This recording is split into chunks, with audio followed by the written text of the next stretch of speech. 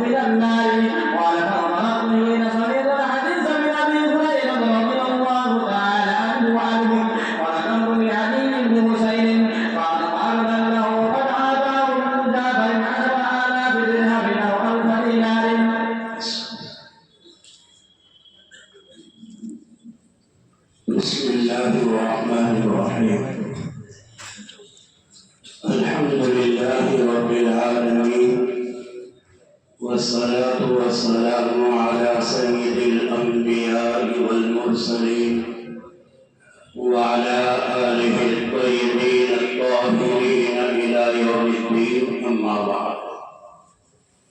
اللهم إنا نحمدك ونستعينك على الدرس. بسم الله الرحمن الرحيم. باب فضل العتق. حضرت امام مسلم رحمۃ اللہ علیہ نے یہاں پر کسی غلام کو آزاد کرنے کی کیا فضیلت ہے اس کو بیان فرمایا ہے، اور حضرت نے 4 روایتیں اس ترجمۃ الباب کے تحت میں ذکر فرمائی ہیں، جن میں سے 2 روایتیں حضرت ابو ہریرہ رضی اللہ تعالی عنہ سے ذکر فرمائی ہیں، اور آگے ایک روایت سعید بن مرجانہ کے طریق سے بھی لائی ہے۔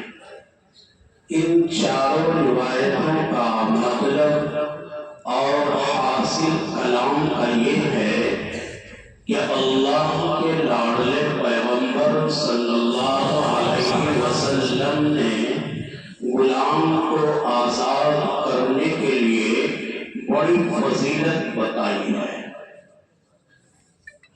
حضرت نے اس ترجمے کو قائم کر کے بعض لوگوں کے اس اعتراض کا، اس اشکال کا جواب دیا ہے جو یہ کہتے ہیں کہ اسلام نے غلامیت کو فروغ دیا ہے، اسلام نے غلامیت کو باقی رکھا ہے۔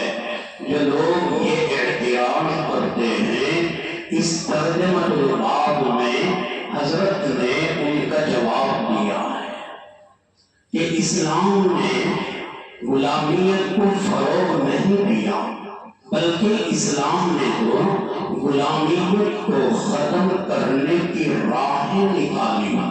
اللہ کے لاڈلے پیغمبر صلی اللہ علیہ وسلم نے غلام کو آزاد کرنے کی ترغیب دی، غلاموں کو آزاد کرنے کے ثواب بتائے، غلاموں کو آزاد کرنے والے کو جنت کی بشارتیں سنائی۔ اس سے بات معلوم ہوتی ہے کہ اسلام کا مقصد غلامیت کو ترجیح دینا نہیں ہے۔ یہی وجہ ہے کہ حضرت عبداللہ ابن عمر رضی اللہ تعالیٰ عنہ کے بارے میں احادیث مبارکہ میں آتا ہے کہ جب انہوں نے یہ فضائل سنے تو انہوں نے زندگی میں 1 نہیں 2 نہیں بلکہ 1000 غلاموں کو آزاد فرمایا۔ اور حضرت عبدالرحمن بن عوف رضی اللہ تعالی عنہ کو جب یہ فضائل معلوم ہوئے تو انہوں نے اللہ اکبر 1 نہیں 2 نہیں 30,000 غلاموں کو آزاد فرمایا۔ تو پتہ لگا کہ اسلام کا مقصد لوگوں کو غلام بنانا نہیں ہے۔ لاڈلے پیغمبر رحمت للعالمین تاجدار مدینہ فخر دو عالم صلی اللہ علیہ وسلم نے آ کر دنیا والوں کو یہ بتایا کہ غلامیت کوئی بہتر چیز نہیں ہے۔ لہذا امام مسلم رحمۃ اللہ علیہ نے اللہ کے نبی صلی اللہ علیہ وسلم کی اس بارے میں جو بہت سی احادیث آئی ہیں ان میں سے یہاں 4 حدیثیں آپ نے ذکر فرمائی ہیں۔ پہلی روایت سعید بن مرجانہ حضرت ابو ہریرہ رضی اللہ تعالیٰ عنہ سے نقل فرماتے ہیں کہ حضرت نبی پاک صلی اللہ علیہ وسلم نے ارشاد فرمایا، من اعتق رقبۃ مؤمنۃ، کہ جو آدمی کسی مومنہ یا مومن غلام کو آزاد کرے، مرد کو آزاد کرے یا عورت کو آزاد کرے، یعنی غلام کو آزاد کرے یا باندی کو آزاد کرے، تو کیا فرمایا آپ نے؟ فرمایا اعتق اللہ بکل ارب منہا اربا منہ من النار۔ ارب حمزہ کا کسرہ را ساکن، اربن کے معنی یہاں استعمال کیے گئے ہیں عزم کے لیے، یہ لفظ لایا گیا عزم کے لیے۔ اللہ کے نبی نے فرمایا کہ جو آدمی کسی مومن کے اعضاء کو آزاد کرے گا، اللہ اس کے تمام اعضاء کو ایسے ہی نار جہنم سے آزاد کر دے گا۔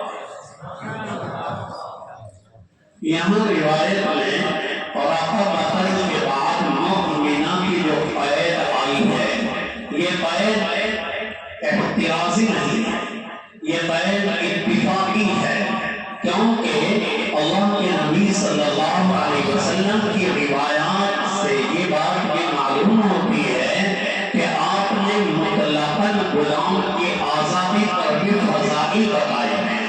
یہاں یہ قید اتفاقی ہے، اور یا محدثین فرماتے ہیں کہ آپ نے یہ قید اس لیے ذکر فرمائی تاکہ لوگوں کے اندر شوق پیدا ہو، مومن مسلمان کی آزادی کا زیادہ ان کے ذہن کے اندر جذبہ پیدا ہو۔ لہذا جب مسلمان کو آزاد کرے گا آزاد کرنے والا، تو اللہ کے نبی فرماتے ہیں اسے ثواب زیادہ ملے گا مقابلے میں غیر مسلم کو آزاد کرنے کے۔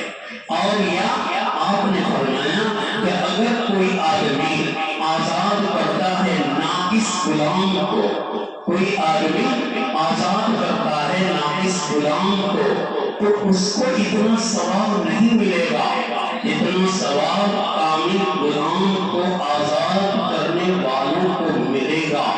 اللہ کے نبی نے اشارہ کیا کیا کہ اے لوگوں، جب غلام کو آزاد کرنا ہو زہار کے کفارے میں یا کسی اور کفاروں میں، اگر غلام کو آزاد کرنا ہو تو ایسا غلام خریدو، ایسا غلام آزاد کرو جو اپنے اعضاء کے اعتبار سے کامل و مکمل غلام ہو، اس کے ہاتھ کامل و مکمل ہو، اس کے پیر کامل و مکمل ہو، یہاں تک کہ اس کی شرمگاہیں کامل و مکمل ہوں۔ کیوں؟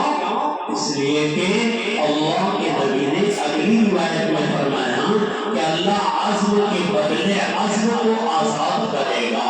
اگر معتق نے ناقص غلام آزاد کیا گویا کہ ثواب کم ملے گا، اور جب کامل کو آزاد کرے گا تو اسے ثواب کامل مکمل ملے گا۔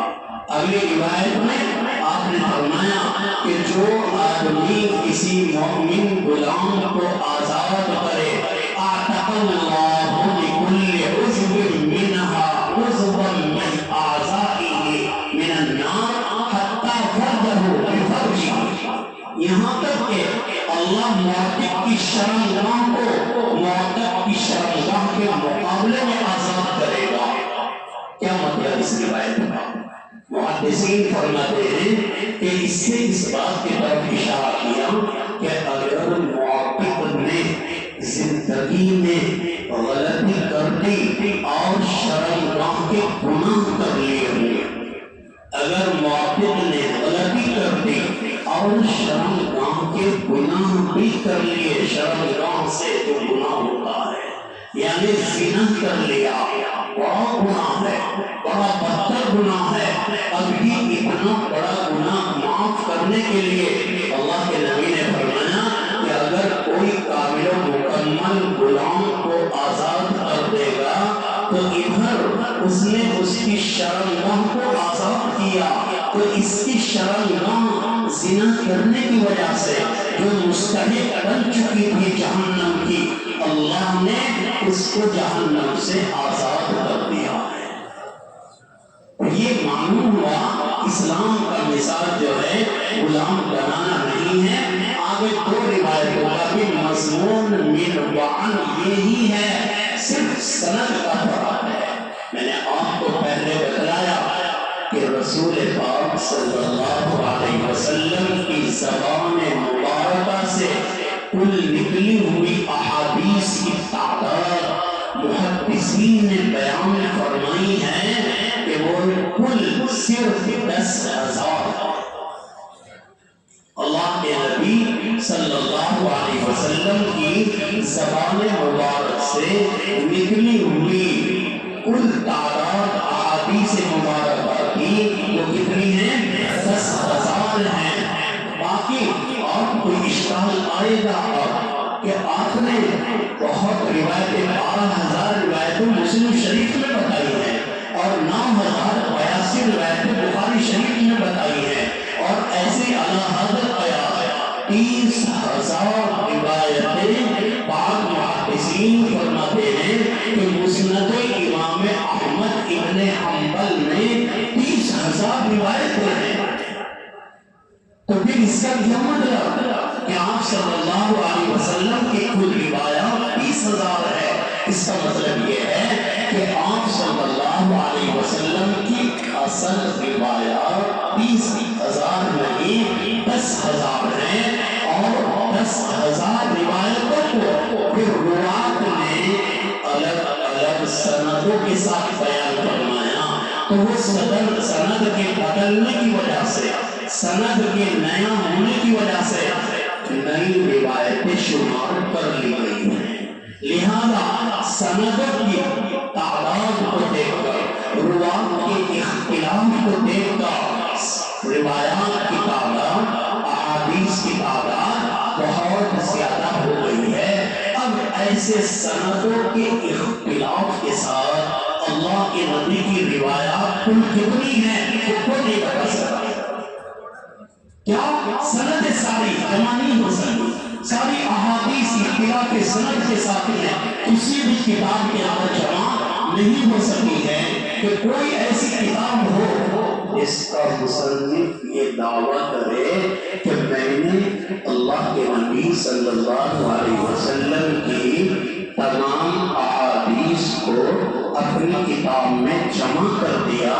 ایسا کوئی مصنف نہیں ہے جو یہ دعویٰ کر سکے. بہرحال یہ 4 روایتیں ہیں جن میں غلام کو آزاد کرنے کی فضیلت بیان فرمائی گئی ہے. چلیے باب فضل الوالد وبه قال حدثنا ابو بكر بن شيبه